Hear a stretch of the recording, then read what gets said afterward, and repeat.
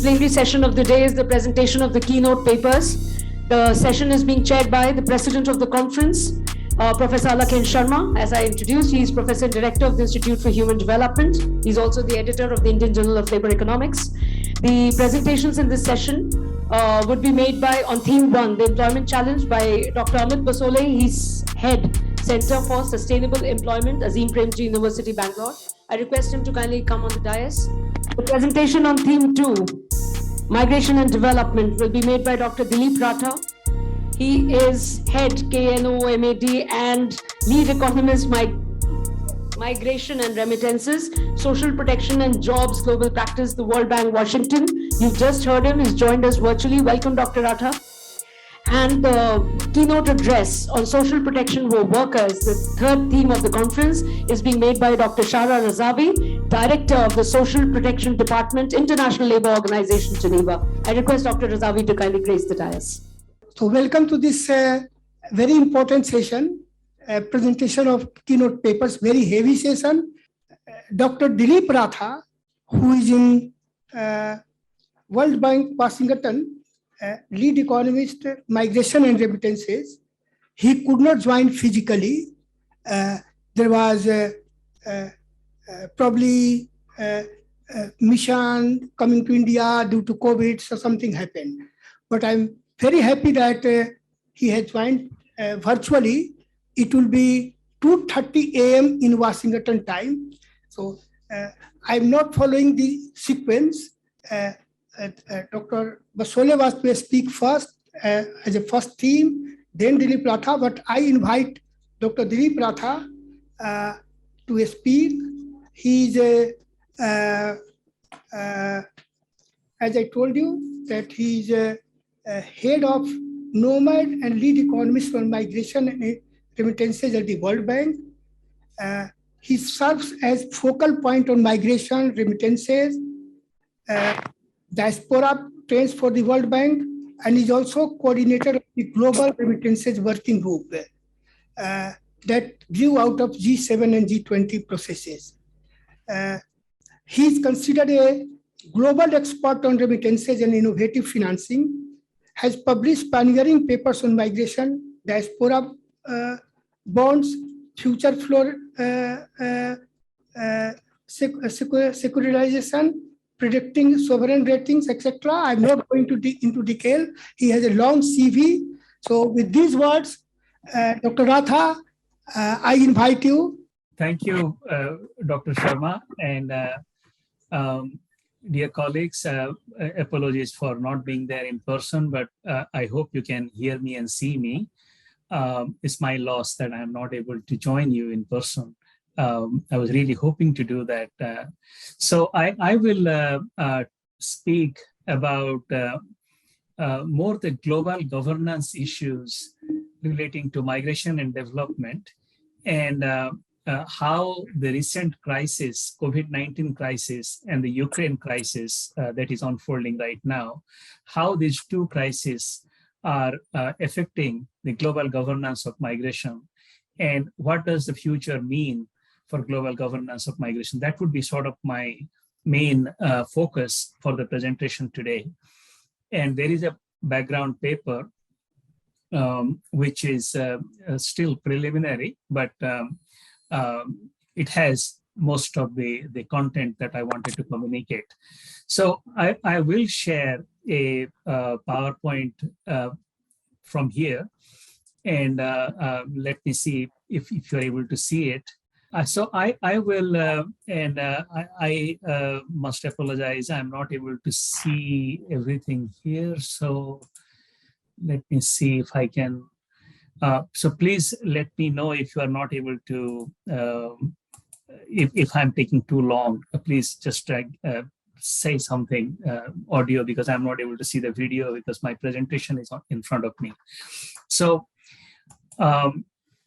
quickly, the outline of my presentation, I will first talk about data drivers and impacts of migration and remittance flows, just to bring out some of the highlights. that would have direct implication for global governance issues. Then I'll talk a bit about COVID-19 crisis and the Ukraine crisis. And then I'll specifically address the issues relating to implications for global governance. And within that, tangentially, some policy implications for India. This is clearly a very vast topic. So I'll be touching on many of these things, and more details will be in the paper. So the key messages are that international migrants account for only 3.6% of the world's population, meaning that 96% of the world's population doesn't really move. And yet the global governance of migration is weak. And it is especially weak in the context of migration, perhaps a little stronger, little better, not a great deal better, but a little better in the case of refugees. The second message is that strengthening global governance of migration would require some sort of a concessional financing facility for migration. That is my main point of the presentation today. If there was one thing that I would ask for from the global community now, it would be to create a concessional financing facility for migration to support countries hosting large number of migrants. And then I would like to talk about the fact that the Ukraine crisis in particular and the swift sanctions against Russia is likely to lead to a multipolar international payment systems. And what is needed is a not-for-profit remittance platform to facilitate the flows of remittances and harness their benefits. So with that, this is going to be a very busy slide. I'll dwell on it a little bit longer than I would in other slides. Often there is a lot of confusion about two dimensions of migration: internal versus international, and on the other side, economic versus forced, voluntary versus forced. And there's a lot of confusion there. And in the middle of everything is climate-driven migration, where we know that internal and international dimension is very easy, but really there are no numbers. And in the global governance issues, they have tended to fall through the cracks somewhat. So the focus of my presentation would be mostly on the international side of it. There are about 250 million international migrants. That's the stock of migrants, not the flow, but the stock of migrants.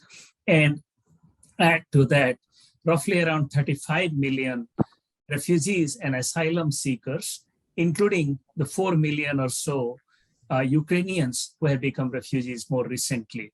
So there are a total of 285 million international migrants in the world. The stock of international migrants is 285 million, roughly right now. That's probably a bit of an undercount, but is no more than 300 million. And with that, with a world population of 7.5 billion, the number of international migrants is roughly about 3.6% of world population, meaning that 96% of the world's population does not really migrate across the border. There is internal migration. We know that in India is very large. And in fact, if you look at the internal dimension of global migration, then the internal migrants are roughly 760 million. Most of them are economic migrants. And then there is, of course, disaster-driven, internally displaced people, about 7 million according to IDMC, and another 48 million people who are driven by fragility, conflict, and violence within the country itself.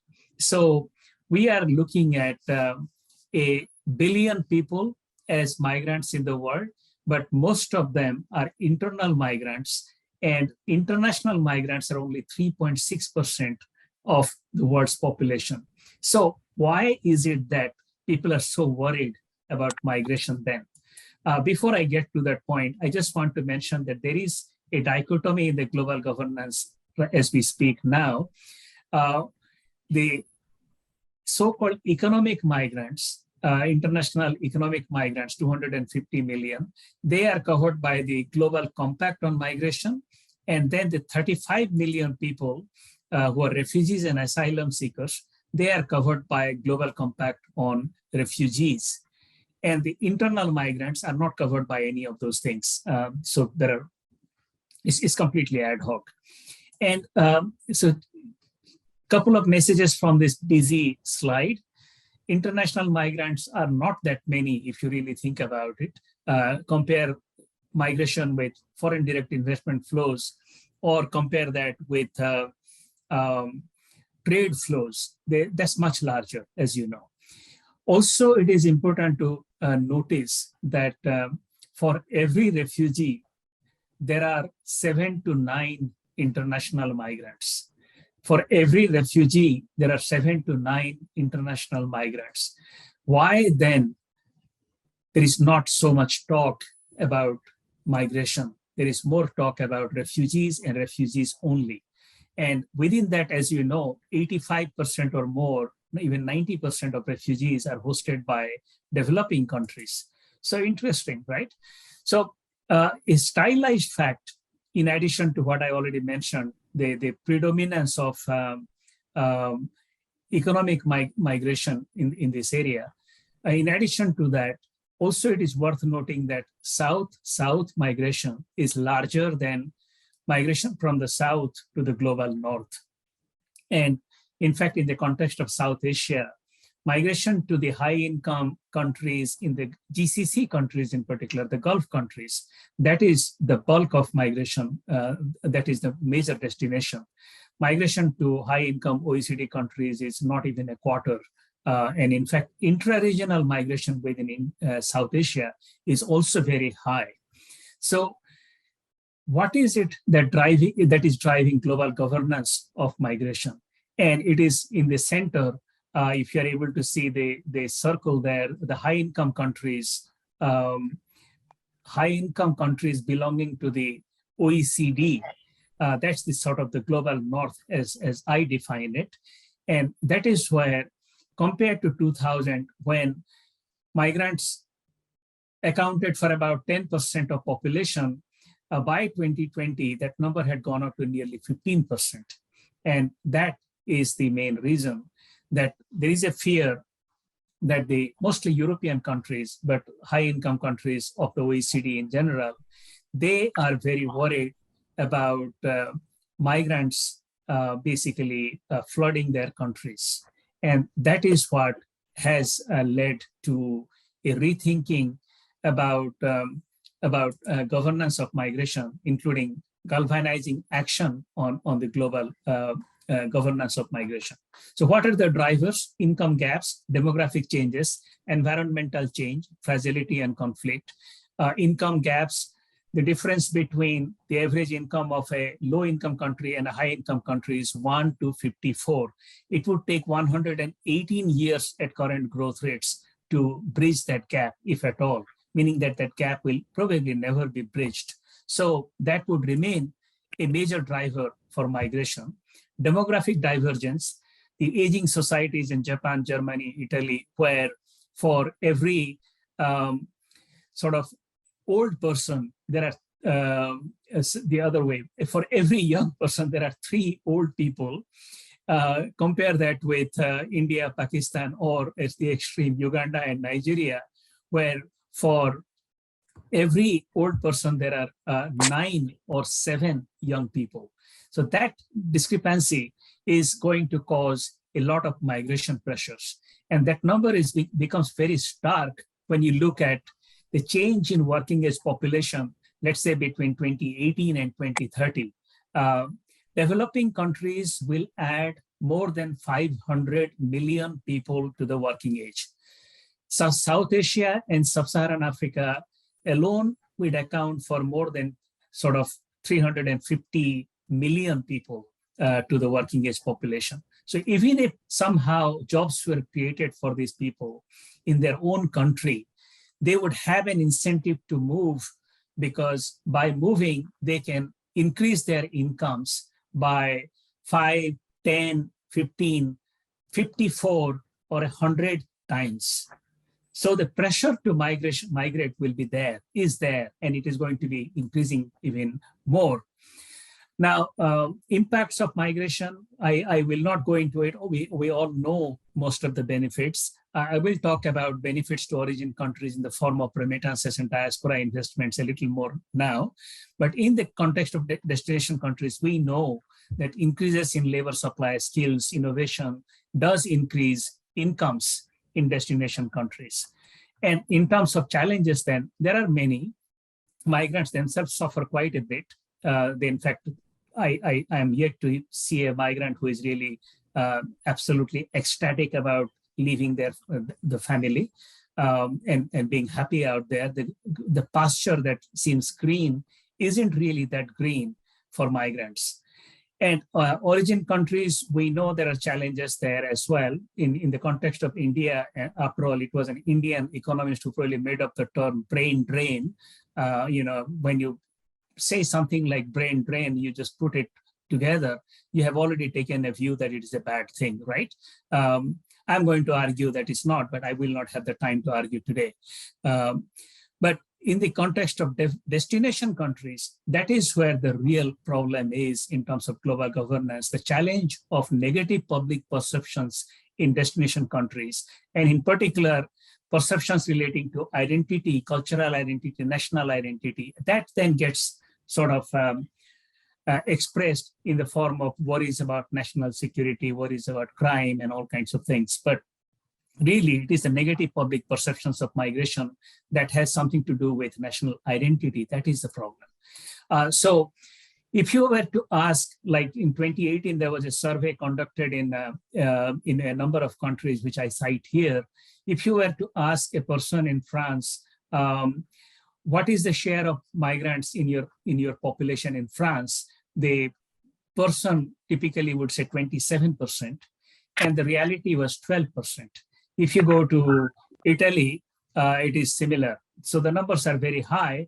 And in fact, I think most of the time people mix up first generation and second generation. Remember that second generation migrants, most of them were born in those countries. So they're not really migrants, they're the people from those countries. And yet you have that perception issue. But during the COVID-19 crisis, again, public perception became very negative towards migration in Europe in particular. So this problem is there. So how did COVID-19 crisis affect the situation? In terms of remittances, we know that there was a big fall in remittances in the second quarter of 2020, immediately after the lockdowns and travel bans began. But then after that, there has been recovery. And we have heard stories of recovery and resilience of remittance flows because migrants were willing to sacrifice and send money home. And they were enabled by income support programs and fiscal stimulus programs that were put in place in many host countries for migrants. So with that, during the COVID-19 crisis, whereas foreign direct investment fell by 30%, remittances actually fell by only 1.8%, 1.6% in 2020. And 2021, they rose by 7%, and they have continued to rise since then. So by now, during the COVID-19 crisis, remittance flows to low and middle income countries actually reached close to $600 billion. We'll be releasing new data in about a month's time. And it's looking like about $600 billion is the flow of remittances to low and middle income countries in 2021. And at that level, remittances are now larger than the sum of foreign direct investment and official development assistance put together. That is an important fact to keep in mind. And in the context of course, India is the largest recipient of remittances, but then Pakistan, Bangladesh are also there in the top 10. And Nepal shows up as top 10 with 25% of GDP as remittances. Nepal shows up as a top 10 country in terms of dependence on remittances. So now over to Ukraine crisis. Remittance flows in Ukraine are way more significant than foreign direct investment or official aid. in 2021, Ukraine received about $18 billion in remittances. And with the current situation, remittances to Ukraine will actually increase by 23% because more people will send money, and all these migrants who are going out, they will also send more money home. So Ukraine actually will have an increase in remittances, whereas the Central Asian countries, they will suffer.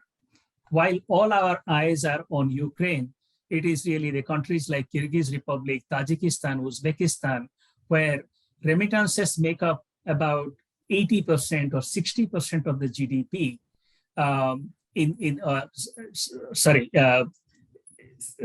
Remittances from Russia make up 80% or 60% of the total remittances to these countries, Kyrgyz Republic, Tajikistan, Uzbekistan. That's the third column on my table.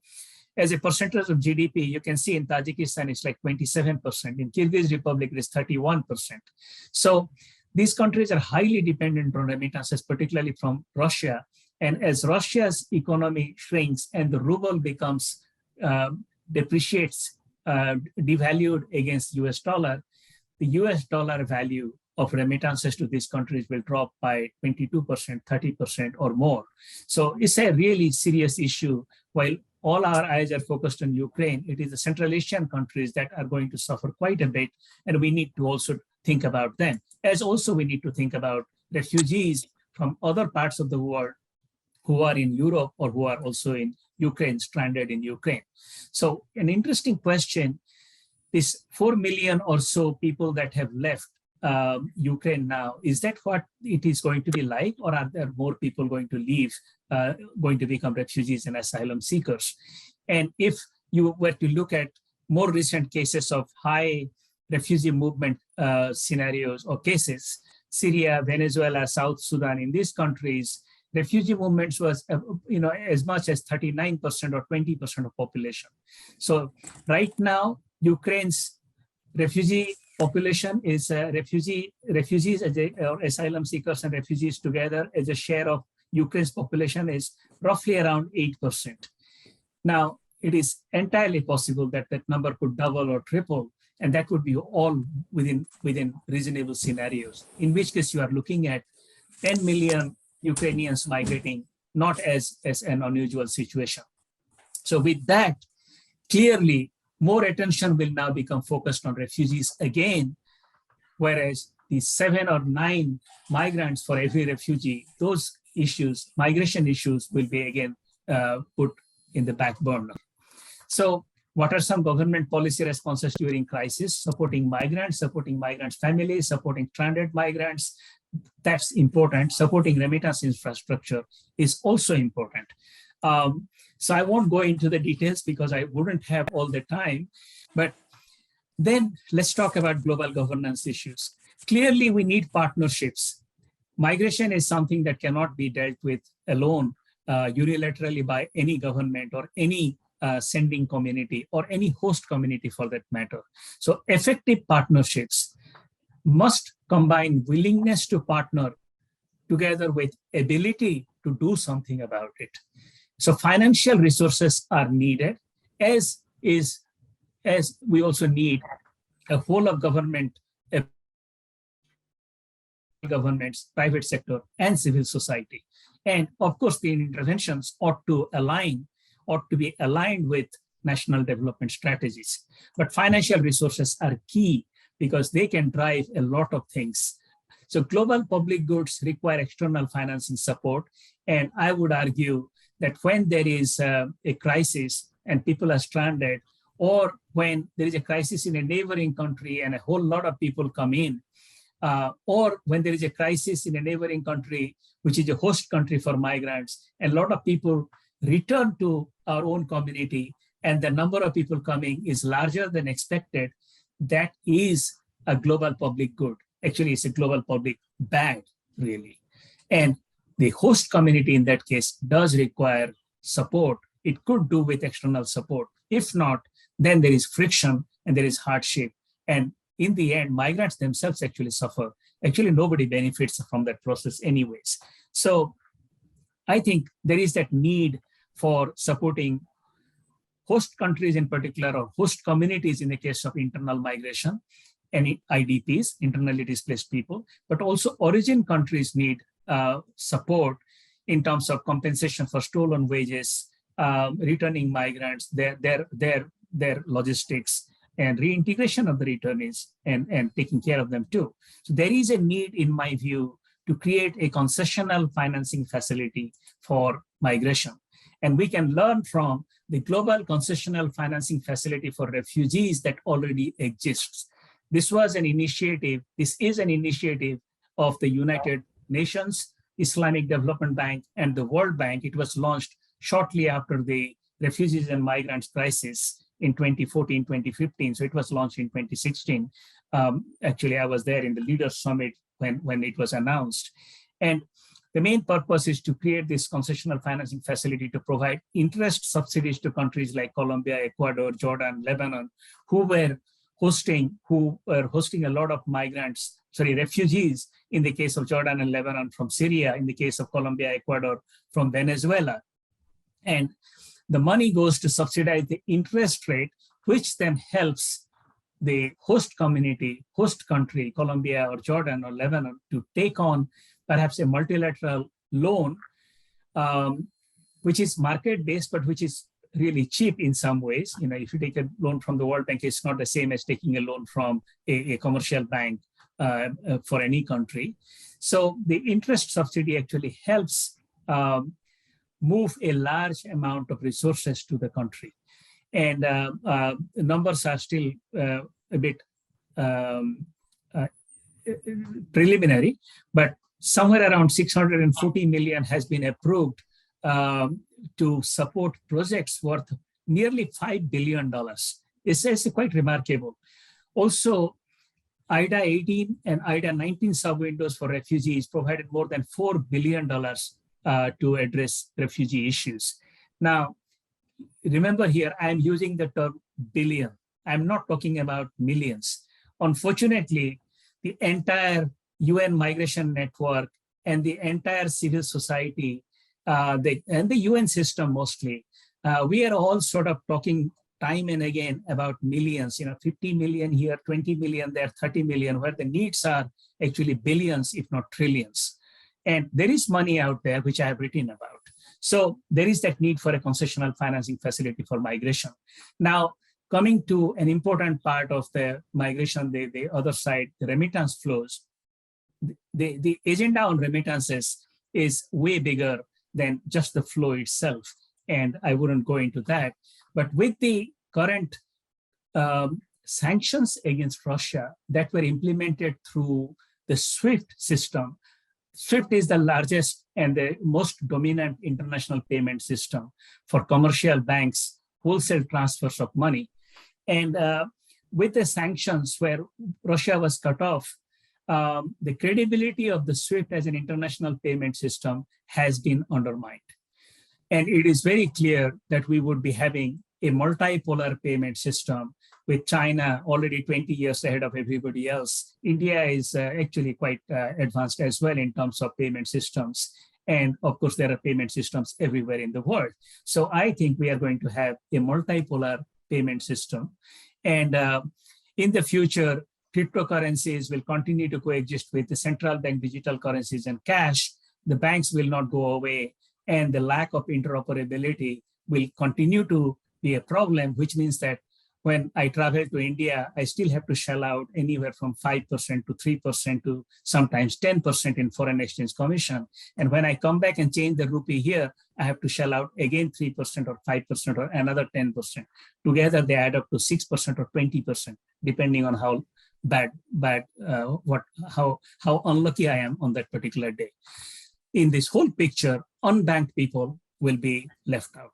There is no solution yet anywhere inside. All this thing about transaction accounts and all is wonderful, good statistics, but really unbanked people will remain not favored by banks. Bankers don't like to work with unbanked people, poor people.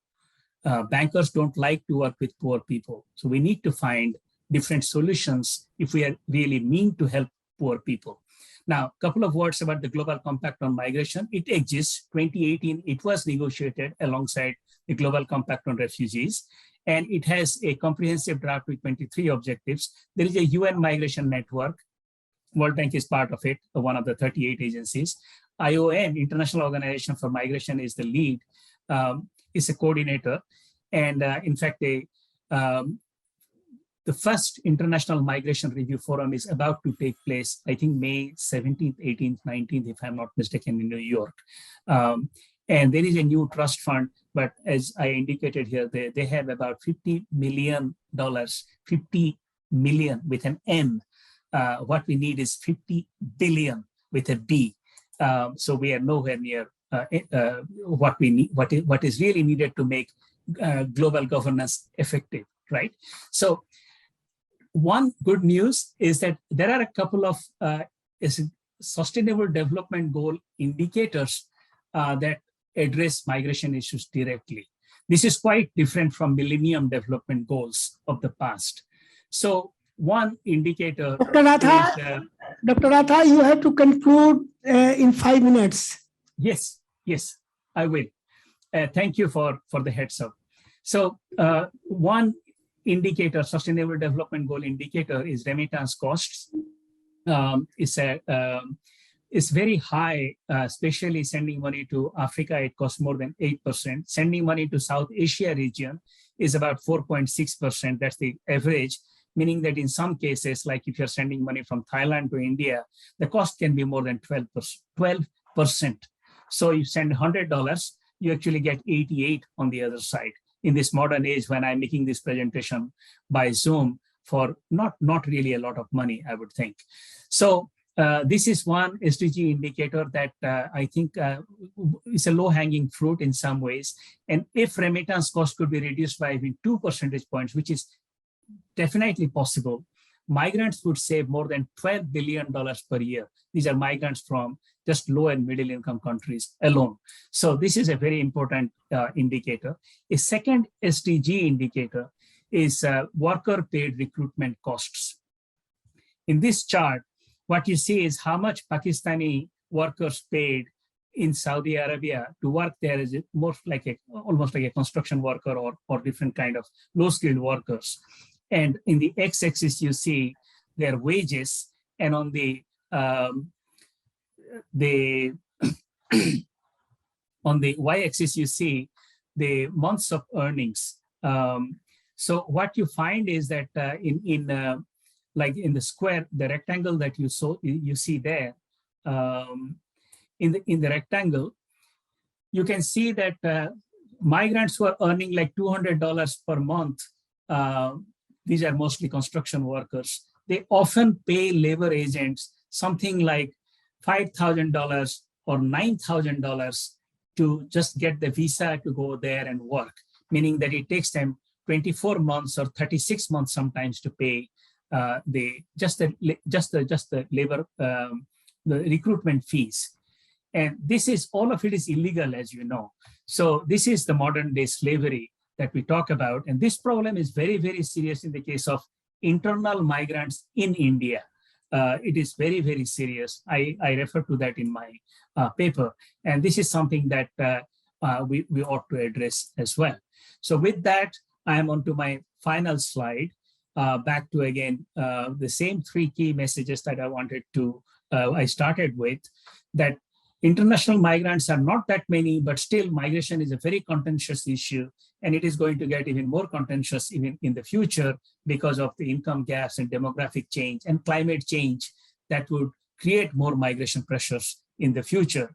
The 2 crises, COVID-19 crisis and the Ukraine crisis, have actually sort of shifted the attention more towards refugees again, and public opinion against migration has become a little more negative. So it will take some time for us to get back on track on global governance of migration. And we are very, very far from making that global governance and partnerships effective because we don't have the resources. We are still talking about millions of dollars of trust funds, whereas what is needed is billions of dollars. And one particular aspect of migration, which is perhaps the most tangible and least controversial aspect of migration, that is the flow of remittances. that is being undermined, and is probably being undermined a little more because of the current sanctions against Russia through the SWIFT payment systems. That would create a multipolar international payment system that would that has undermined credibility of any foreign government provided payment system. So that will actually push back the central bank digital currencies and all that by a few years as well, I think. And what is needed is a non-controversial, not-for-profit, socially oriented remittance platform to facilitate remittance flows and harness the benefits of remittances. Thank you. Thank you, Dr. Ratha, for your very informative and interesting presentation. So now we have another keynote presentation by Dr. Amit Basole, who heads the Center for Sustainable Employment in Azim Premji University. Dr. Basole will be making keynote presentation on the topic is a structural transformation and employment generation in India, past performance and way forward. Dr. Basole? Good afternoon, everyone. Thank you very much, Professor Alakh Sharma, for the very kind invitation to give this lecture.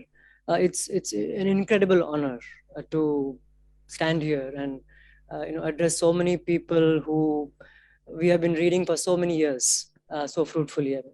Professor Sharma himself, and there are so many people in the audience. If I start naming, I'll be naming for a while. But you all know who you are, scholars of employment, labor issues in India, structural change. And I think all of you will see in my presentation a lot of influence.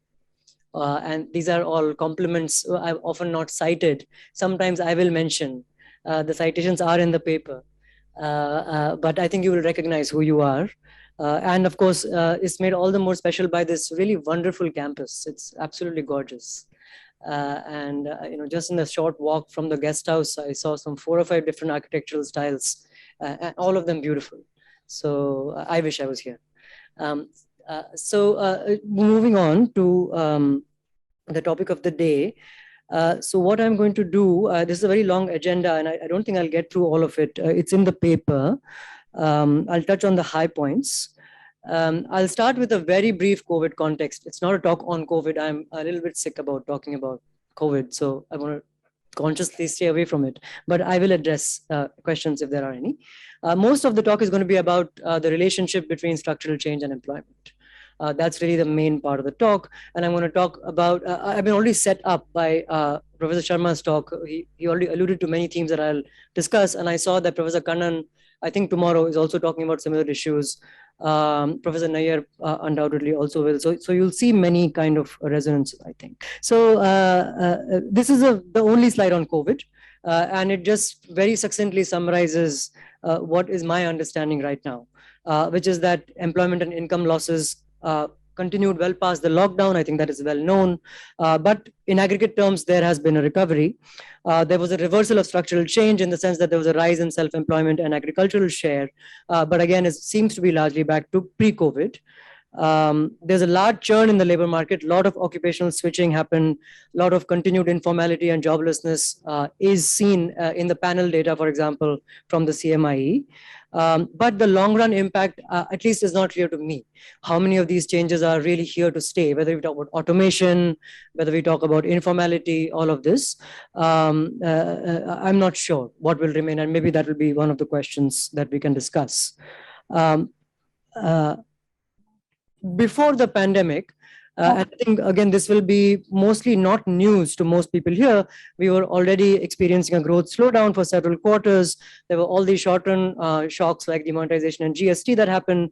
There were medium-run factors like the twin balance sheet problem and the NPA crisis that has been written about a lot. And there were long-term structural weaknesses that we have lived with for a very long time: lack of infrastructure, regulatory problems on the supply side, insufficiently broad-based demand. These are all well understood aspects of the Indian economy that have been plaguing us for a while. So all of this led to a very crisis I mean, it's all forgotten now with the pandemic, but we were actually worrying about, slowing down of growth to 4 percentage points or whatever it was, or 3, if you believe some other people, until the -7 showed up.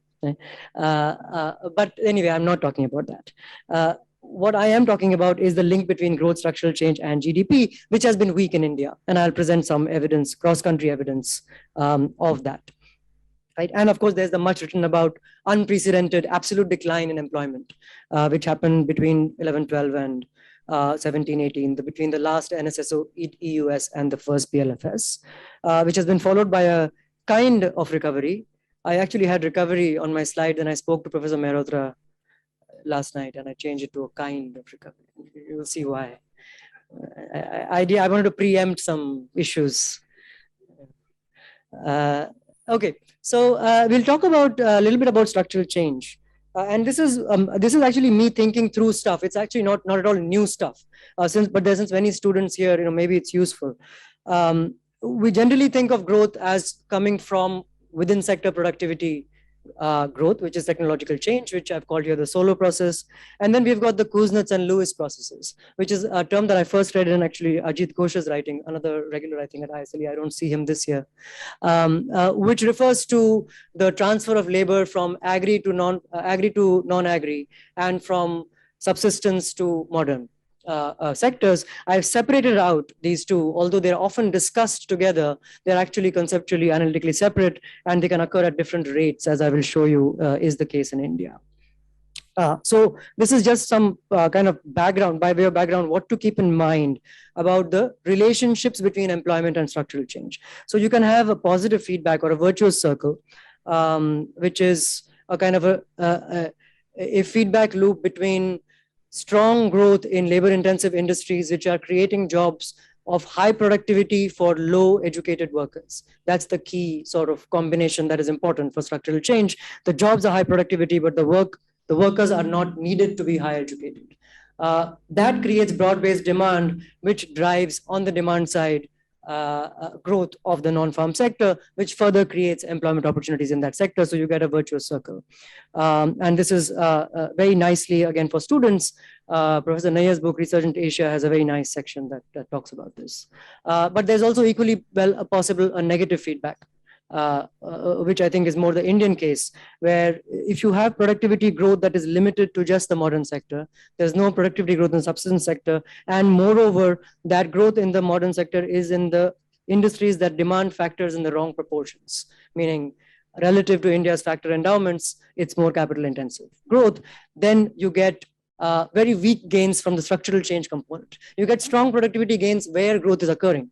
So in India, we have some sectors that are like that, but there are not any significant structural change gains that happen, which means that income grows slowly for the majority. So you've got persistence of surplus labor, and you've got insufficiently broad-based demand, which in turn means that the demand is higher for capital-intensive goods and imports and so forth. And that locks you in a different kind of a cycle. Now, not all of this is proven beyond fact. Okay, these are just sort of tools to help us think. I don't think there's empirical evidence to prove everything over here, but it's good for us to think about whether such processes might be at work.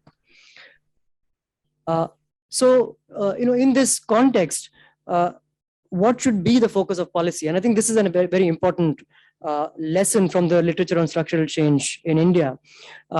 The focus on growth may or may not cause structural change, but a focus on structural change will cause growth. Right? So, and there are certain necessity and sufficiency conditions here that are important.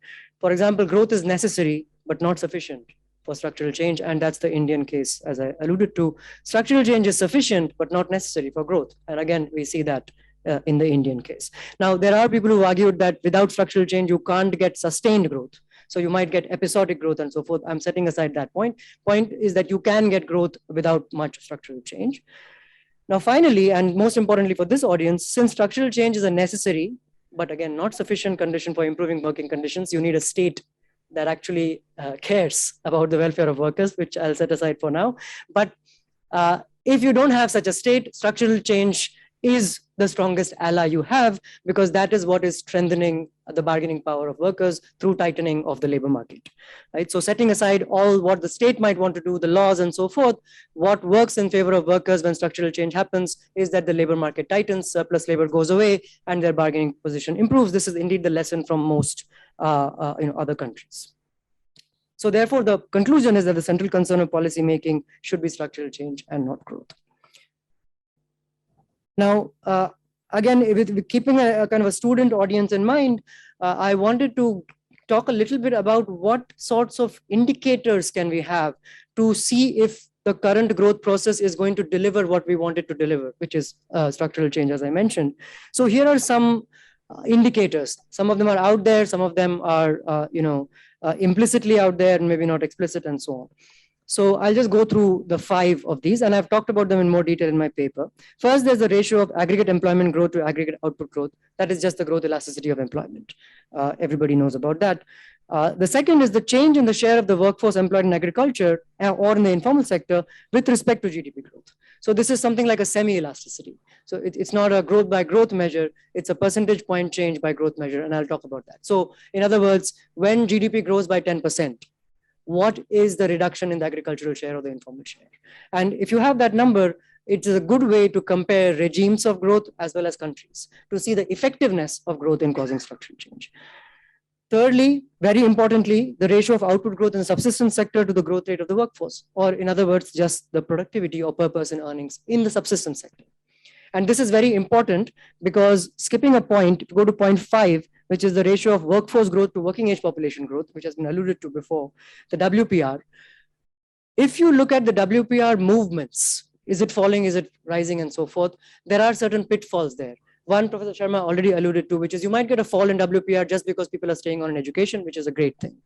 You might get a rise in WPR because people are working out of distress, which is not a great thing. So movements in WPR are actually very tricky to interpret. Right? So what you want is a rise in WPR with an increase in per person earnings in the subsistence sector. So they both go together. And then the fourth one, which is of course a very standard one, which is the organized share of employment. Organized sector employment has to grow faster than the workforce. Right? So all of this taken together allows us to basically set targets and think about growth regimes. So we can characterize growth regimes as, well, what happened in this period to these indicators. And I have not done the whole exercise here. I'm not going to in this talk, but it's a beginning. Okay, so I will skip some of this because it's very well known to this audience, which is the kind of the employment story of the past few years and how there was a decline and so forth. Let me go to a very important point that I want to make with respect to the WPR story. And this is the kind of picture that people have in mind when they get really worried about LFPR, WPR in India. This is India. This is the cross-country data on female LFPR with respect to GDP per capita. You'll see a lot of these graphs in the next 10 minutes or so. So let me just orient you. All of these graphs have log GDP per capita PPP terms on the x-axis and some indicator on the y-axis. It's basically just an exercise, a simple exercise to say where are we relative to the average for our level of per capita income. And India is always going to be that sort of red dot there. And as you can see, we are well below average in this U-shaped relationship. This is what drives the sort of all the literature on increasing female labor force participation, which is, of course, as I said, it's a good thing, but not if it is accompanied by a decline in earnings. That's a very different kind of thing. So, which goes to the issue of demand for women's labor, which maybe if I have time, I'll come to. So this is what you see in the last few years, particularly the period after the first PLFS and the second and the third PLFS, where there has been a lot of writing about the improvement in LFPR, etc., and WPR. What has also happened, which has not got so much attention, is that earnings from self-employment for women actually fallen. There's an astounding nominal fall in earnings in the urban areas and a real fall in earnings in the rural areas. So, without claiming any causality, because I'm not doing anything more than just showing these two things here, it is not unreasonable to think that what you have seen in the last decade is first a movement out of agriculture of women, perhaps driven by rising incomes, the income effect that has been widely discussed, without any place for them to go to, and therefore a withdrawal from the workforce and a fall in the employment, the first half of the decade. The second half of the decade, slowdown in growth, slowdown in incomes, forcing women out again into, this time, distress rate. So it's both it's an income effect both ways. It's an income effect when women withdrew, and an income effect when they supplied labor too. That's again a hypothesis. I'm not proving it here, but that's the kind of thing that we need to look at. What has actually gone on in this sort of very weird kinds of movements that we have seen in the last few years? Okay, so I'm going to set up to a bit of a cross-country story, and I want to set it up by a very simple table, which all of us know. We can look at these numbers and say, oh, look, this is going down, this is going up. Most of the time, we don't know what should it be. Is it a good thing that 47 to 41 fall? I mean, yes, it's a good thing in some sense, but is it enough? What should it be? And for that, we need some sort of a comparison point. Now, that can be many things. That could be, as I said, a cross-country comparison. What have other countries done? It could be India itself in different periods. How effective was growth in different periods to cause structural change? But we need something, right? We can't just refer to these shares. So let me go to that. This is the international story that I want to tell. Some of it will be old news to people. Some of it might be surprising. First, just the basic numbers. So this is a very busy table, but hopefully, it will give you a way to think about the aggregate story. We all know that India has had an employment generation problem. This is the growth elasticity of employment. So this is a cross-country data set.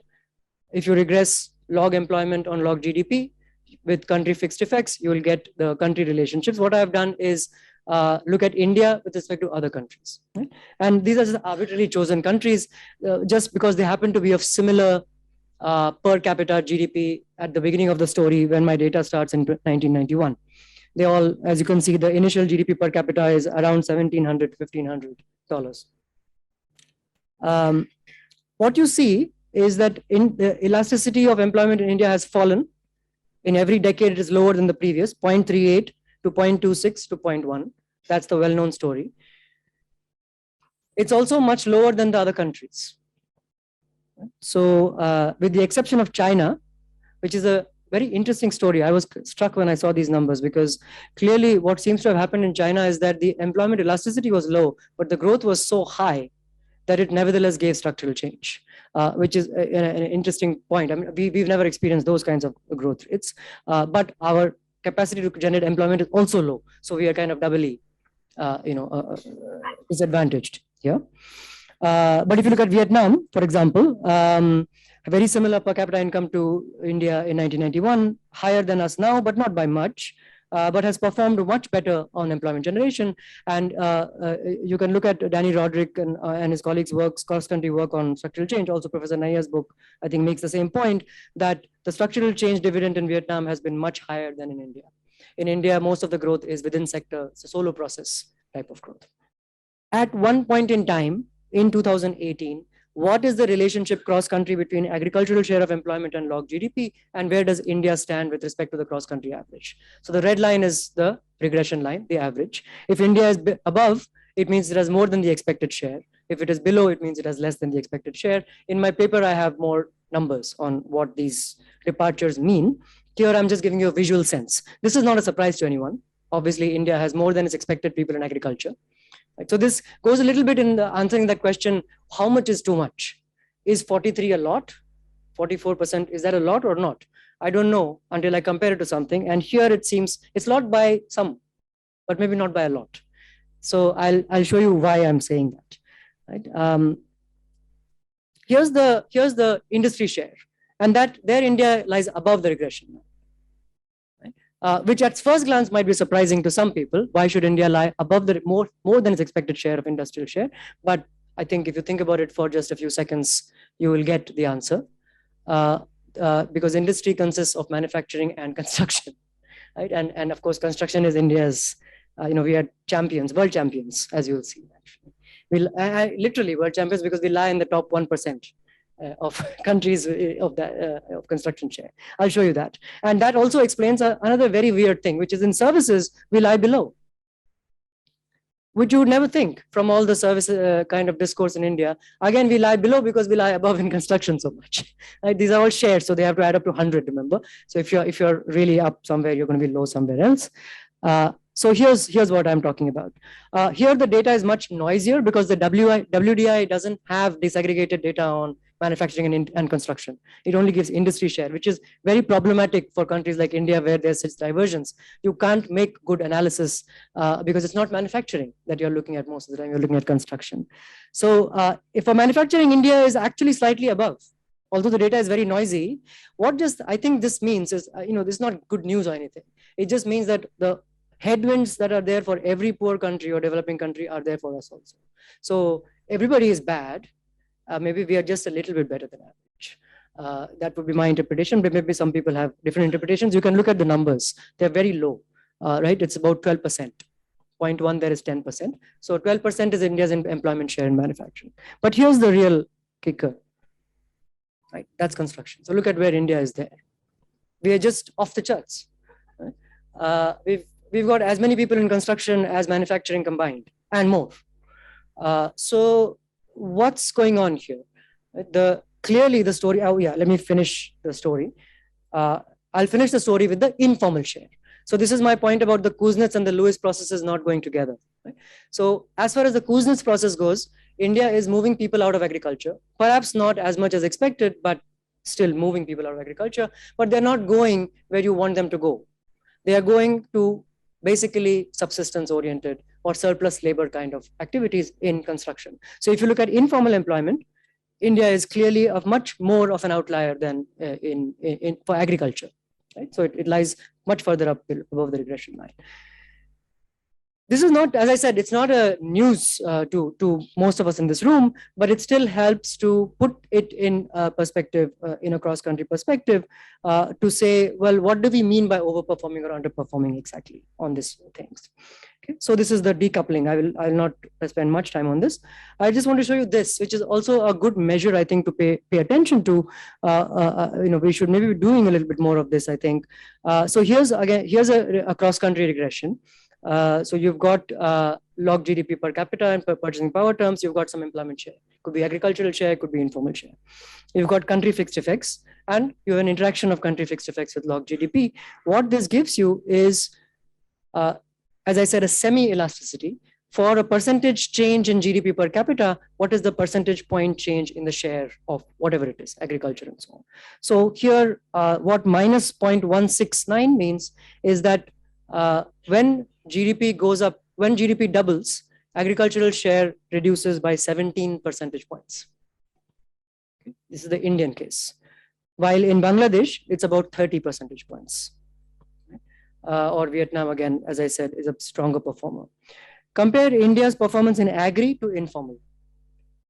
The same percentage increase in GDP, the GDP growth, gives you only about 6.6 percentage point decline in informal share. So the capacity of growth to pull people out of agriculture is much stronger than the capacity of growth to generate organized sector jobs.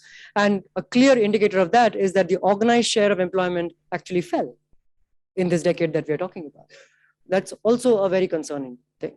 While regular wage employment rose, Professor Sharma alluded to this, while regular wage employment rose, organized sector employment fell, meaning that regular wage employment in the unorganized sector also rose, which I don't think is necessarily a bad thing. And we can talk about that later.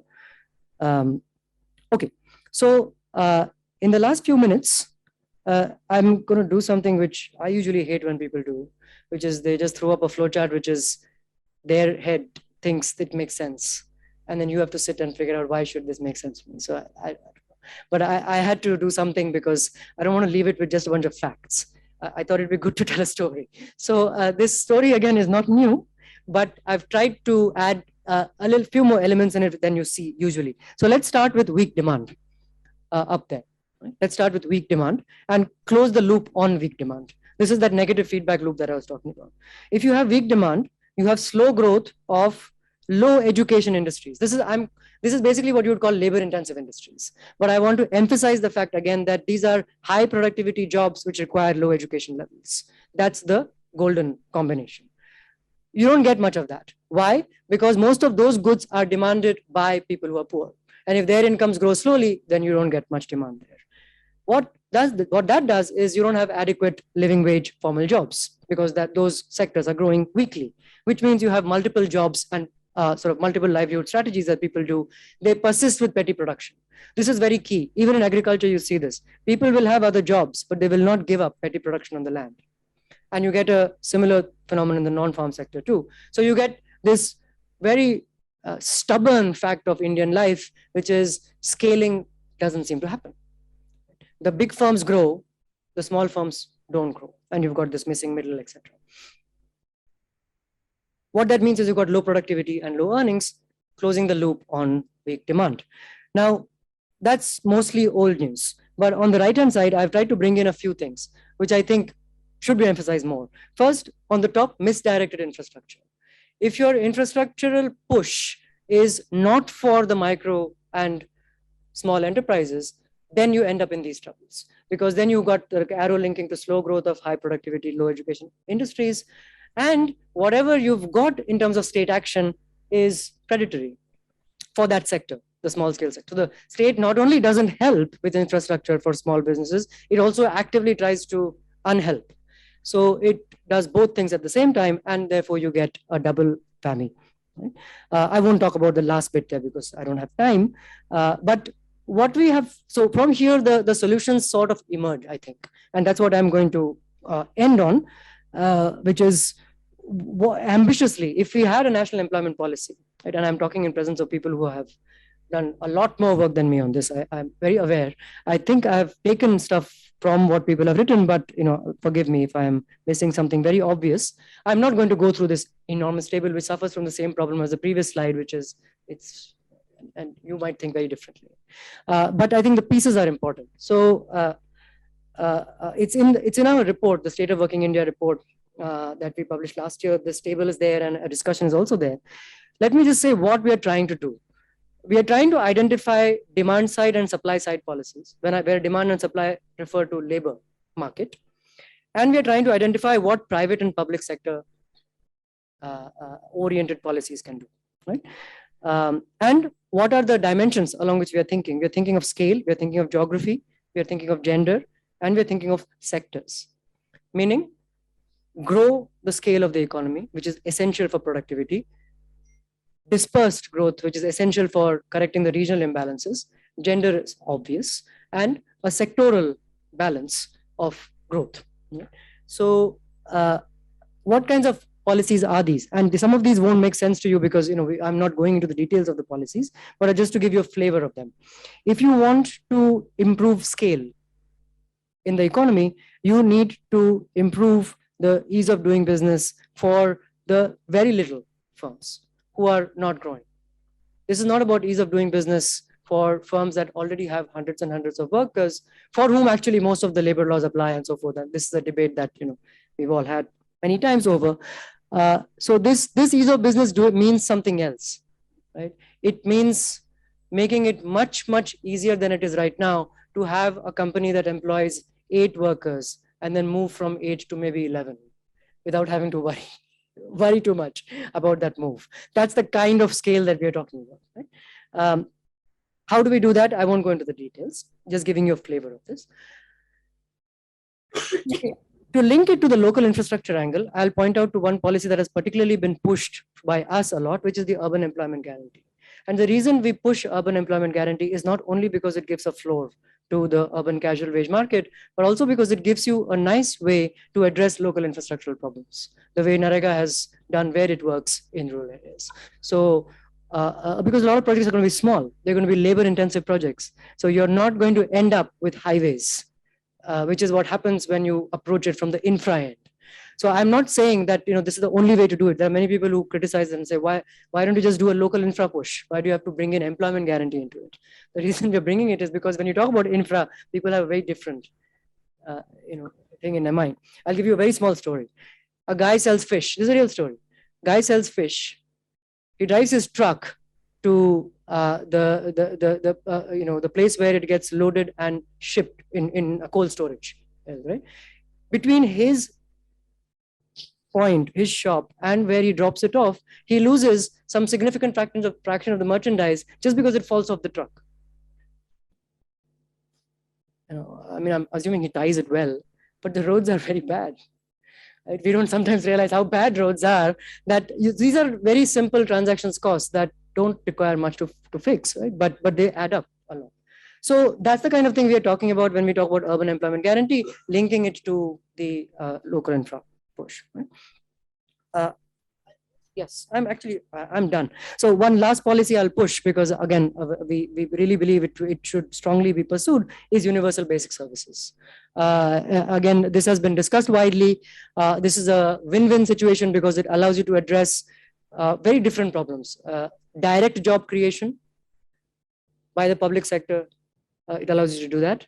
And through that, it allows you to alleviate some very important supply side problems on the labor supply of labor problems that women face. For example, care work, household responsibilities. We know that these are the kinds of things, in addition to lack of demand for women's work, which is what UBS solves through the demand side. So you get a chance to address both from the demand and the supply side women's employment. Right? And I'm not saying that just because this is care work, it should be done by women, but the reality also is that if you were to have such a policy today, think about all the Asha and Anganwadi workers who, if you regularized and made them a properly paid workforce, the kind of gains that you would get. In women's employment, women would want to work, do that work, it's respected work, and it would be well paid, and you would get other women free to participate in the labor market. So I won't go into all of the other things. In conclusion, again, thank you very much for giving me this opportunity. Thank you, Dr. Basole, for very insightful analytical presentation. We are not having question here. After the presentation by Dr. Shahra Razavi, we will have questions or discussions, whatever, together. So our third speaker is Dr. Shahra Razavi, who is Director of the Social Protection Department at ILO Geneva. Thank you very much, Professor Sharma. And I know I'm very conscious that I'm now standing between you and your lunch after a very long morning, so I'll have to be brief. First, allow me to really thank the Indian Society for Labor Economics and Professors Sharma and Professor Naya in particular for having given me this opportunity and invitation to be here at this very important annual conference. It is indeed a real pleasure for me to be in Roorkee, India, and it is the first conference, real in-person conference I'm attending after more than 2 years. And so also the first time I'm traveling with the ILO. I joined the ILO right before the COVID crisis. So for all those reasons, I think it's very special for me to be here in a country that I love to visit and always gain a lot from discussions that you have. So in this paper and the presentation which I'm going to give, I'm going to provide the kind of global normative framework that really within which we can look at the issues of the right of everyone and the right of all workers to social security. And also I'm going to draw on a few country examples from other regions that may be inspiring and may provide some ideas for policy thinking and policy discussions here in terms of how to make that right to social security a reality. I'm not going to say much about India because tomorrow we do have a whole session on social security in India in which many of the distinguished participants who are here will be presenting. So I'm not going to do that. And I will keep it quite broad at this point. So with that, let me move on to the next slide. Okay. So first, just to say just an outline of what is going to be presented. I'm going to start by talking about social protection as a human right and workers' right, the anchoring that it has within the human rights normative frameworks, as well as international labor standards. And then I'm going to talk very briefly about some of the constraints that stand in the way of making that right to Social Security a reality for all workers.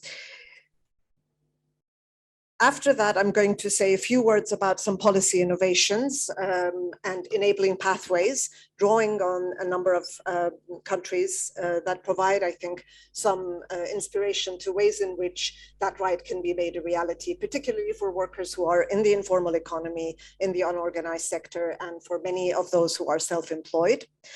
I will then say a few words about social protection at a crossroads, looking at it in the context of the 2 years of this COVID-19 crisis that we have lived through, which in many ways has provided greater recognition of the importance of having universal social protection systems, and maybe a window of opportunity, a window of making some big kind of changes, transformative changes. Let me just talk about the way in which Social Security is firmly anchored in international human rights instruments. We have the UDHR, the Universal Declaration of Human Rights, which in its articles 22 and 25 clearly spells out that everyone as a member of society, whether there are workers or non-workers, have a right to Social Security, as well as to a standard of living that is adequate for their health and well-being. And this, almost a decade later, was in the International Covenant on Economic, Social, and Cultural Rights, which is ratified by about 170 countries. That covenant establishes a clear legal obligation for countries to progressively implement the right to Social Security to what it calls the maximum of their available resources, which I think has quite significant implications in terms of fiscal policies and how that maximum available resources can be mobilized. Now, these international human rights provisions have been given much greater specificity through the international labor standards that the ILO has adopted. And this is significant because the ILO is it's the only UN organization, international organization with tripartite membership. So it's not just governments, but also employers and workers' organizations. And it is through this tripartite structure that these international labor standards have been adopted. And quite significantly, I think it's important to say that of all the international labor standards that have been adopted so far, almost 1/6 of the total body of international labor standards is specifically on Social Security. Here we have about 32 conventions and recommendations, 24 recommendations that relate to Social Security. So quite a significant part of the international labor standards relate to Social Security. Now, with its core principles and minimum qualitative and quantitative benchmarks, chief in this list of standards is the ILO Convention on Social Security Minimum Standards, which was adopted in 1952. That's Convention number 102, which is the only international treaties with a systematic approach to Social Security. So there are many others that deal more specifically with specific areas of Social Security, but Convention 102 is the only convention that really provides that systemic grounding for Social Security. And it establishes the state as the actor that has overall responsibility to establish and maintain a social protection system that can protect the population against all kinds of life cycle risks. So as it were, from cradle to grave. So beginning with benefits for families with children to all kinds of risks during the working age period, and then with pensions in the retirement age. And I think it's important to also emphasize that the core principles and quantitative and qualitative benchmarks that are in this convention really guide the development of social protection systems through a combination of both contributory and non-contributory provisions. So the convention kind of encompasses both pathways. And it talks about the importance of this right for workers, whether they are dependent workers or self-employed. But also importantly, the convention talks about that right to social security for persons of small means. So going beyond a kind of laborist paradigm, if you like, that also is included. And it really leaves it to the ratifying states to decide on the basis of which of the many schemes that they have, they want to demonstrate their compliance with the standards. And I'm talking about this convention in a little bit of detail at this point, because since the last International Labour Conference, our constituents wanted us to be starting a campaign for the ratification of Convention 102. So I'm also hoping that there will be some traction for that, in India, which has not yet ratified the convention. And we hope that there could be some interest in pursuing the ratification of this convention, particularly at this point in time when I think there is quite a bit of energy and enthusiasm focusing on making policies on social protection and taking the steps to make that a universal right. But also very importantly, in the body of international labor standards, we have the recommendation 202. As you may recall, this recommendation was adopted in the aftermath of another major crisis that we had, the global financial crisis, which spurred a lot of contestation, debate, and concern about policies that needed to be in place to really act as a universal system to protect people who were losing jobs and who were losing incomes. And so in that context, there was the recommendation 202 that was adopted by the ILO, which urges states to put in place policies that are really aimed at securing universal, comprehensive, and adequate protection that prioritize, and in particular, it prioritized having a national social protection floor as an important component of a social security system, going against this idea of having merely ad hoc kind of programs and schemes which are not legally anchored and are not systemic. The main point, I think, with the recommendation is that even though it establishes the importance of a social protection floor, I think the really important point is also that in the same recommendation, it's very clearly highlighted that in order for this floor not to really become a ceiling, the recommendation really envisages a two-dimensional strategy, which urges governments and countries to guarantee at least basic levels of income security and access to essential healthcare, what it calls the horizontal dimension, and then to incrementally secure higher levels of protection for as many people as possible, not to stop at the floor and to really have what we call the floor and the more. So the recommendation in a way also reinforces what has already been established in previous conventions and other standards that have been addressed and adopted by the ILC. So now moving on the reality and what has happened to this right to social security, despite these many conventions, recommendations, and standards that we have. I think it's also important to highlight that this right to social security, which is in the international labor standards, it also resonates a lot also with other human rights conventions that exist, in particular this idea of a floor. We can also see it reiterated by the International Human Rights Convention on Economic, Social, and Cultural Rights, where there is a reference to minimum core obligations to ensure satisfaction of, at the very least, minimum essential levels of each of the rights, including the right to social security. This has been spelled out by the Committee on Economic, Social, and Cultural Rights. So the idea of a floor resonates with the broader human rights system.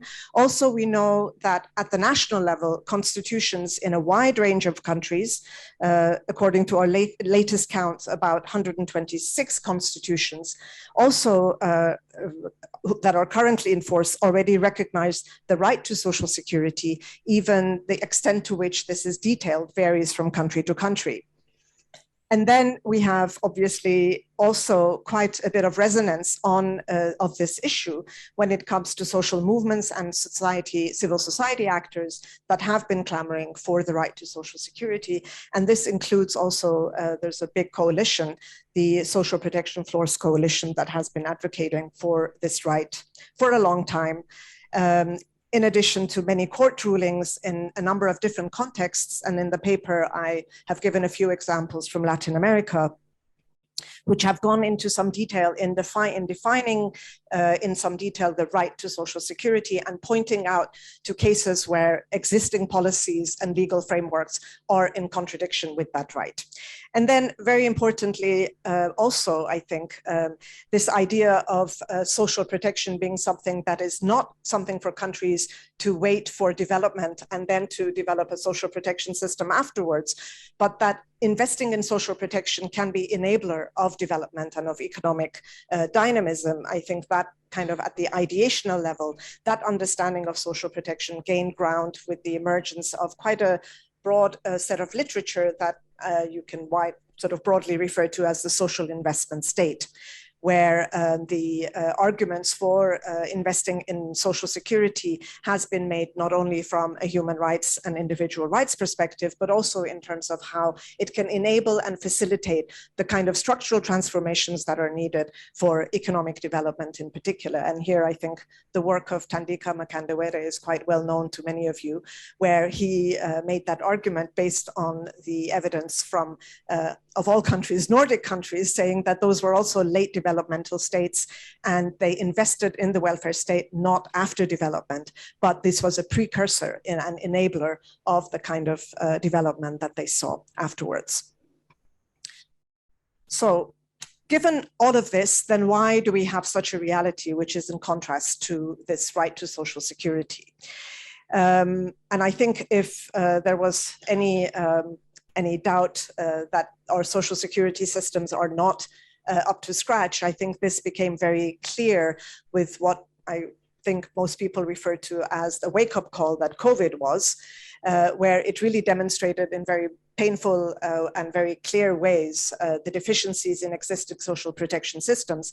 And according to the ILO's own data that we have on the eve of the COVID-19 pandemic, when it erupted, something like 53% of the global population had no access to any form of social protection, child benefit, pension, nothing whatsoever, including social health protection.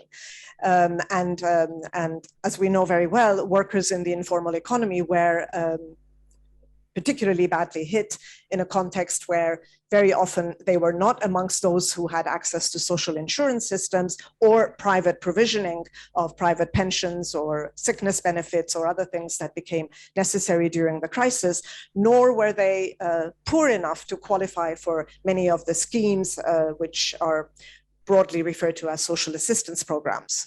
So they're kind of the missing middle. This is, I think, something that COVID made painfully clear. So given this reality, what are the constraints that have been standing in the way of the realization of the right to social security? So I think a first major stumbling block has been the extensive, obviously, the extensive informality of employment and of economic units.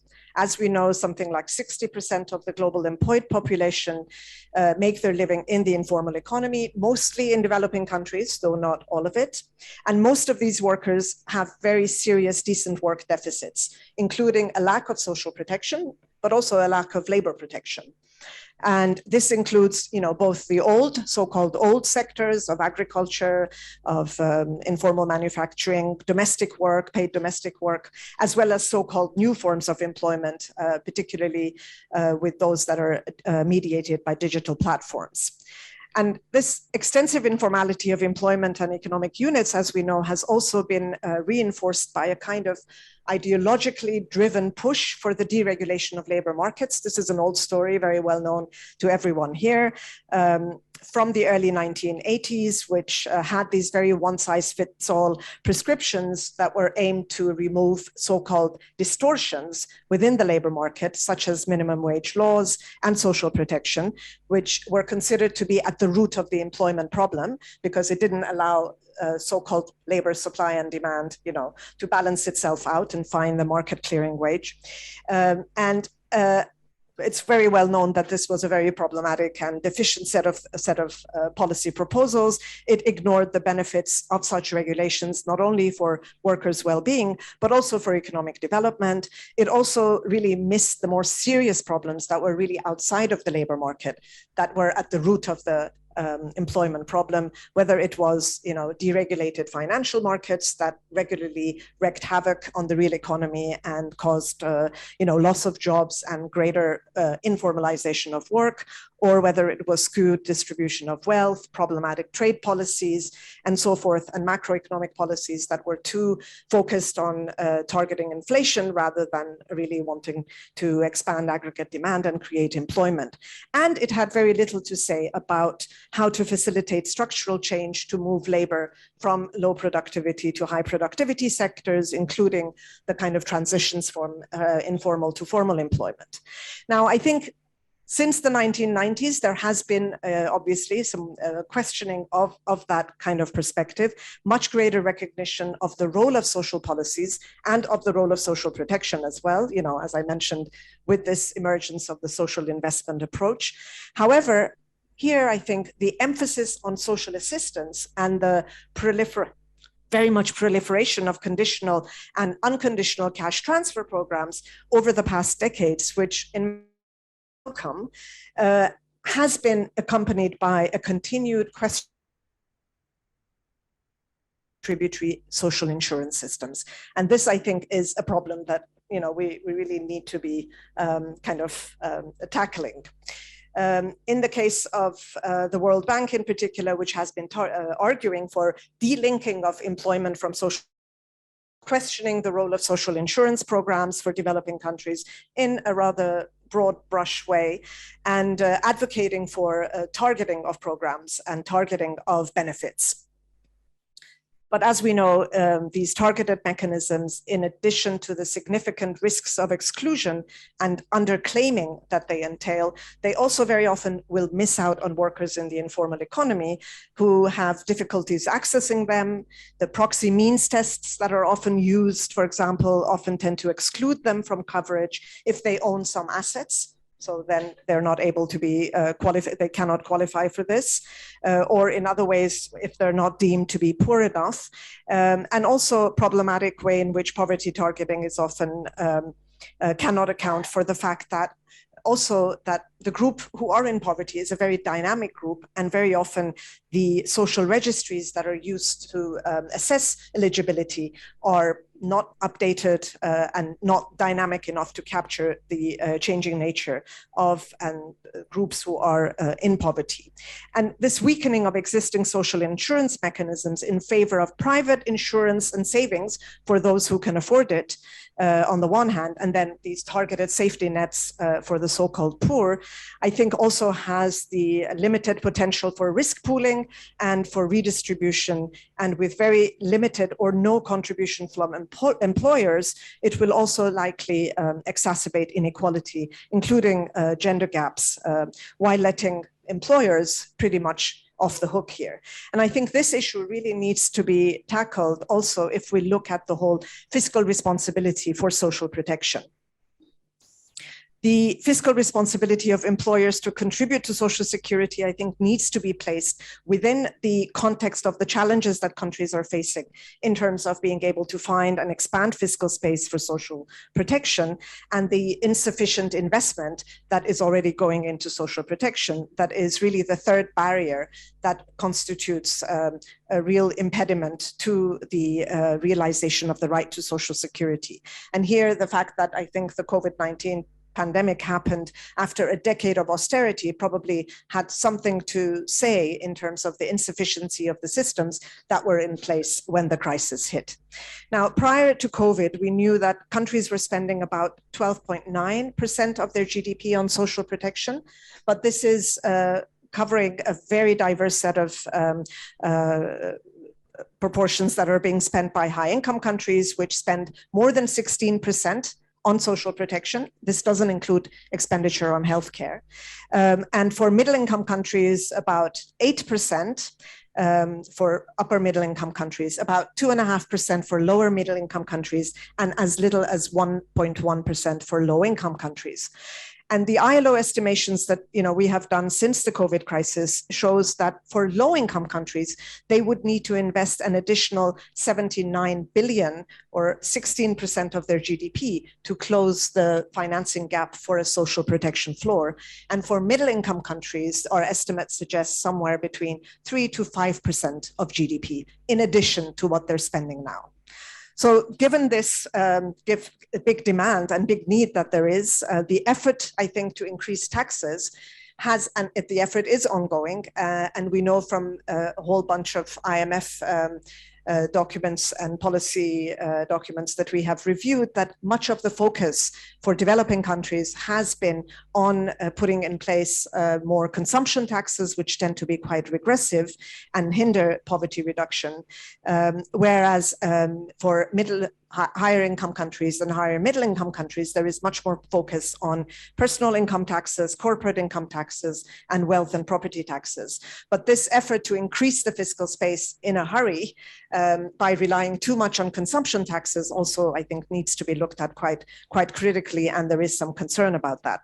So within this context, I think it's worth recalling that even when countries are able to expand the fiscal space by increasing their tax to GDP ratios, only part of this will go to social protection systems. So it's therefore particularly important that social insurance schemes that are earmarked for social protection are funded by both employers and workers, those with contributing capacity, and maintained and strengthened. This is the main reason why we do really see a continuing role for social insurance systems, particularly also to reduce the pressure that is put on tax-financed systems.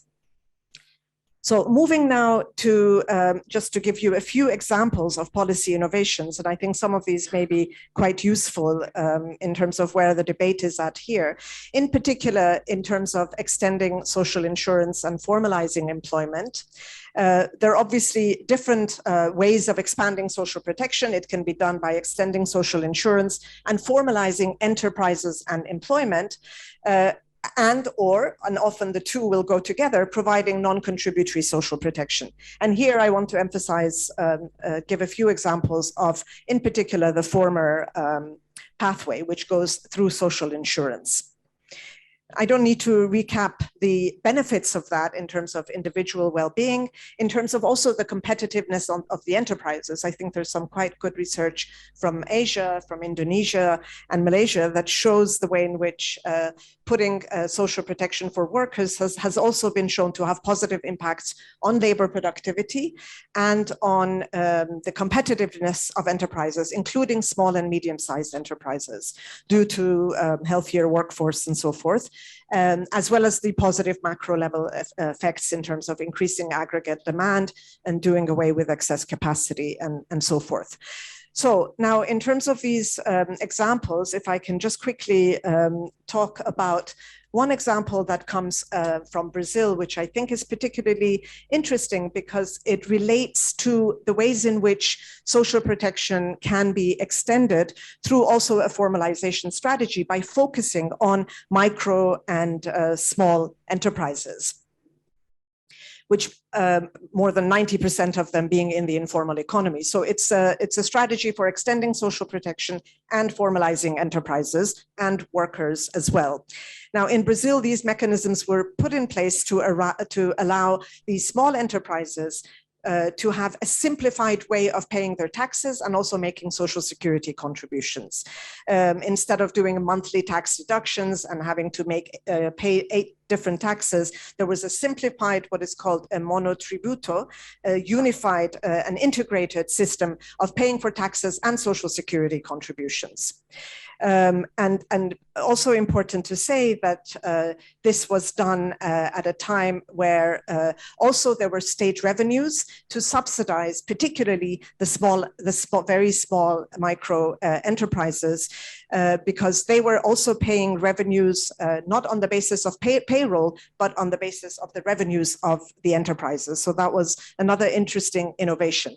And then the difference between what was contributed from the micro enterprises and what was needed to provide social security, that difference was filled by public resources. So the state effectively filled by giving subsidies, by reimbursing social security for the foregone revenues that they would have gotten from the enterprises themselves. And as you can see, during this period, between 2009 and 2018, the number of registered micro-enterprises increased from about 3 to 5 million, and also the proportion of workers who were covered, about 10.2 million workers in 22, was quite significant, which is also important to say it's about a quarter of all employees in Brazil.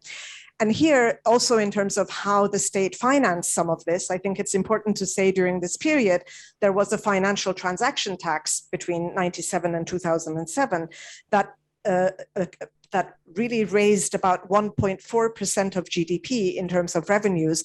And much of that was used for the social insurance system, as well as for the conditional cash transfer programs that were being available. And maybe just one more example to focus, not so much, 5 minutes, okay. I won't go into the details, but another example that I think it's useful to look at is the way in which self-employed workers have been brought, again, under the umbrella of social insurance. And here in the paper, there's an example from Costa Rica that may be in particular useful to look at, because again, over a very relatively short period of time, with government subsidies, again, being paid in social security systems, they were able to increase the coverage of self-employed workers who can benefit both from health insurance and pensions over this period, from about 30 to nearly 50% of self-employed workers being covered. After seeing some of the examples, which I hope were a little bit clear, and if not, please look at the paper, I do want to say a few words about what happened during COVID times. I think, like Amit, I'm also not keen on talking about COVID, but for social protection, I think it was in some ways a significant period, because in this period, there was quite a lot of state action to put in place. Sometimes for countries that already had systems in place, it was a much easier. There were the automatic stabilizers that kicked into action, but for many other countries that did not even have provisions in place, this was a period of active state innovation with a lot of programs being put in place. But very often, I think I think the jury is still out on how useful some of these measures were and what their longer term implications are going to be. Is it really a foundation for building a system, or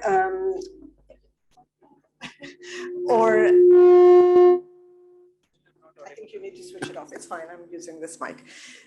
Or was it really a blip, and we're now going to be facing the discontinuation of many of these programs? Now, also, I think in terms of the number of provisions that were put in place, there were a lot of monitors that were counting the number of programs schemes that were put in place. And, the ILO Social Protection Monitor counted about 1,700 measures covering all functions of social protection. And about 3/4 of them were non-contributory systems. So, social protection was really the frontline response.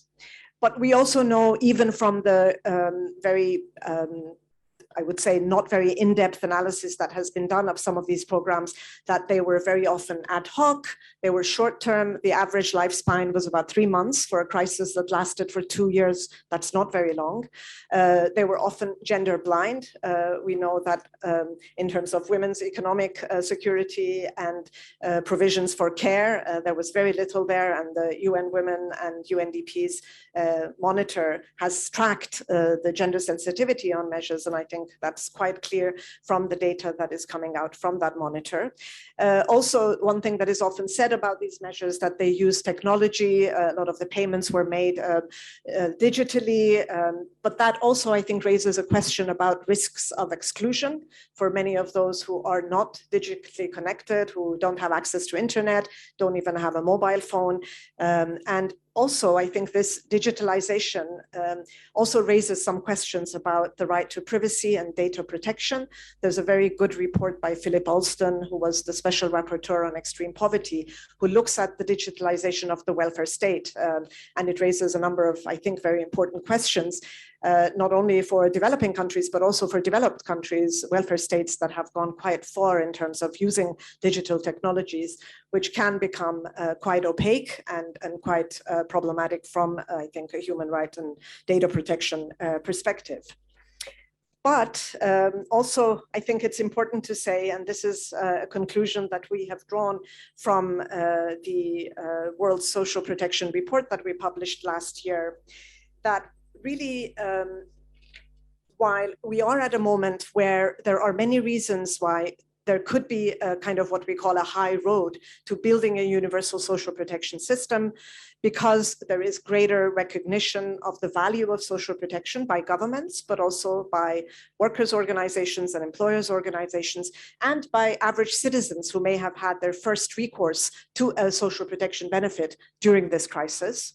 Also, we know that there is during this period much greater recognition of the responsibility and capacity of states to act in a way that, you know, was quite unlike what was often said about states not having the capacity to act. So I think that also reinforced the possibilities for greater state regulation and action and social provisioning.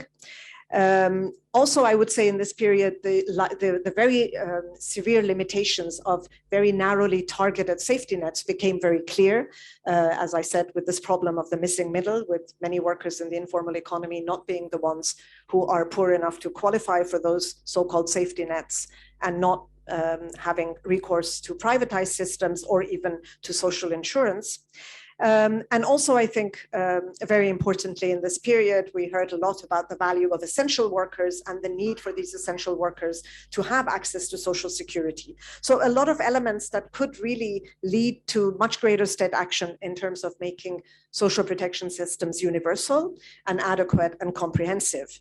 And yet, I think at this moment, we're also at the beginning of a period which is beginning to see much growing concerns about rising inflation, high debt levels, and calls for perhaps even austerity beginning again. There's also, from a social protection perspective, I think this idea that social protection is increasingly seen as a kind of emergency response and not something that you need for normal times. Whereas I think the idea of universal social protection is that everyone is vulnerable and we need social protection for all kinds of life cycle risks that people face, the mini crises that we all have all the time, whether it's due to illness, where without social health protection, out-of-pocket payments have to be made, which can be very impoverishing, or whether it's when a child or children are in the family, which increases the risk of poverty. So you need social protection for normal times as well as for crisis times. Now, it remains to be seen how far these ideas will really gain traction and to what extent states and societies and social movements will be there to really build the kind of high road trajectory that is needed to make social protection a universal right. And I want to end with a few words about a response that has come from the UN Secretary General, which is in what is called the Global Accelerator for Jobs and Social Protection, which the ILO has been asked to lead on. And I mention this because this is a new initiative of the Secretary General's, which brings together jobs, the creation of jobs in particular in the care, in the digital, and in the green sectors to enable also transitions to so-called the green economy and environmental sustainability, but also at the same time building social protection systems alongside the focus on decent jobs. And also to back it up by much greater UN and multilateral coordination, in the hope that the international financial institutions would also be joining this effort by providing the financing that is needed to countries to enable the building of the accelerator's sort of integrated policy approach together with financing to create jobs and extend social protection. So this is, I think, an important initiative, but I mention it also because I think the fact that it brings together social protection with the focus on job creation, I think is really what is needed, particularly in response to some of the calls that there have been for a universal basic income, which is often kind of detached from the need for countries to also put in place the kind of economic policies that are needed for the creation of jobs and decent jobs. So I think in this initiative, we see these elements coming together, both the economic and the social, the jobs and the social protection and the financing. Now, how far the Secretary General's initiative will go in terms of being able to bring the UN system together to seamlessly support countries to enable the accelerator to really land at the national level remains to be seen. And I think on the financing question in particular, there are many questions to be seen in terms of how well the multilateral development banks, the international financial institutions will put in the financing to complement the policy support that the UN system is set to provide to countries that are going to become part of this global accelerator initiative. So with that, let me stop here, Dr. Sharma, and thank you very much for everyone's patience.